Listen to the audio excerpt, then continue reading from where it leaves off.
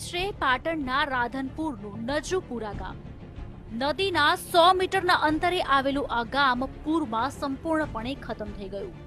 લોકો બેઘર બની ગયા, ત્યાં સુધી કે લોકોના ખેતરો પણ ખતમ થઈ ગયા। નથી આ લોકો માટે ખાવાની કોઈ ચીજ કે નથી પીવાનું ચોખ્ખું પાણી। અમારે લેટ નહીં આવતી, પછી અમારે કોઈ આધાર નહીં, એટલે અમને સરકાર આવું પાણી શું કરીએ, આવું પાણી જ પીવાનું। અમારે રોડ રસ્તા બધા બંધ થઈ ગયા છે, અમારે તૂટી ગયા છે।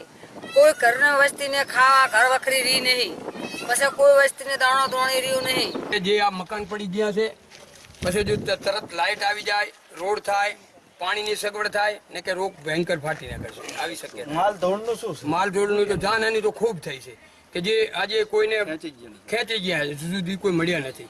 ઘણી બાબત એ છે કે કોઈ જીબોર્ડ સિવાયનું કોઈ બીજું તંત્ર આ વિસ્તારમાં આવ્યું પણ નથી। જે કોઈ સહાય આવી છે એક સામાન્ય લોકો દ્વારા પહોંચવામાં આવી છે, તંત્ર દ્વારા કોઈ સહાય પહોંચી નથી। આ ગામને જાણે સાવ અવગણી દેવાયું છે।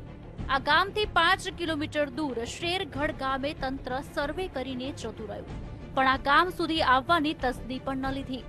ગામની હાલત એવી છે કે નથી કોઈના ઘર બચ્યા, કે નથી પાણી, કે નથી લાઇટ। ત્યારે નજુપુરાના આ રહીશો ખુલ્લા આકાશ નીચે રહેવા મજબૂર બન્યા છે। Bureau report, GSTV।